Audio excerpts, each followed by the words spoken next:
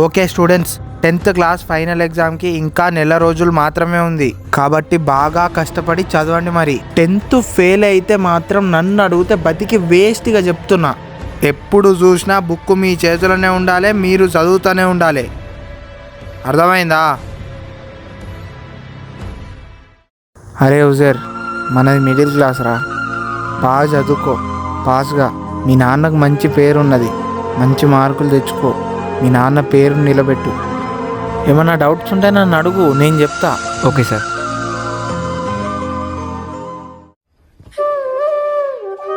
అమ్మా, తలనొస్తుంది, పిచ్చి లేస్తుంది. అరే ఆరాం చేస్తున్నావేంది?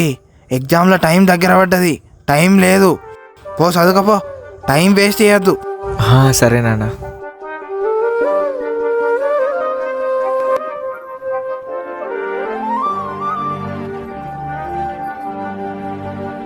నీ అమ్మ చదివి పిచ్చి లేస్తుంది.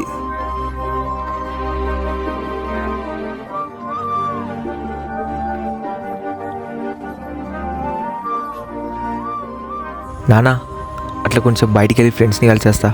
అద్దు కాకద్దు, ఎగ్జామ్లు అయిపోయినాక పోయి వాళ్ళతోనే తిరుగు రోజంతా. నేను వద్దనా, కానీ ఇప్పుడు మాత్రం చదువుకోపో. ప్రతి సెకండ్ ఇంపార్టెంటే. పో నడు, టైం వేస్ట్ చేయకు.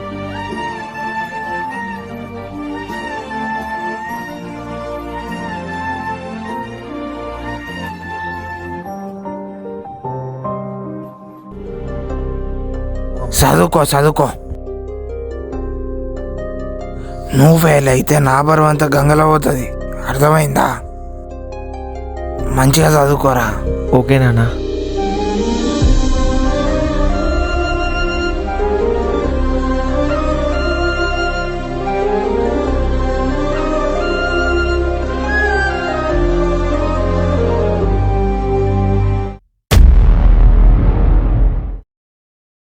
అరే నేను పాస్ అనేందిరా? నేను ఫెయిల్ అయినారా? పాస్ ఫెయిల్ అన్నీ కామన్ రా, పట్టించుకోకరా అవన్నీ. నీది వేరు, నాది వేరురా.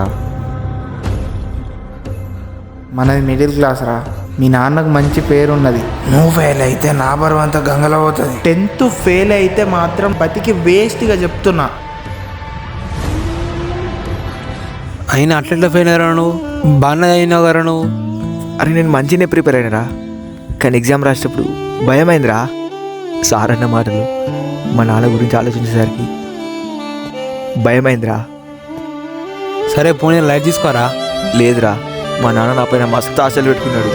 ఇప్పుడు నేను ఫెయిల్ అయినా మా నాన్నకి 4 రకాలు అంటారా. మనది మిడిల్ క్లాస్.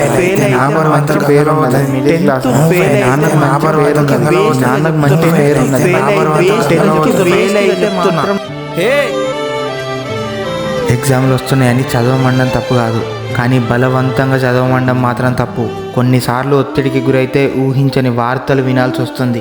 స్టూడెంట్స్ కూడా వాళ్ళ ప్రాబ్లమ్స్ని షేర్ చేసుకుంటే ఇంకా బాగుంటుంది.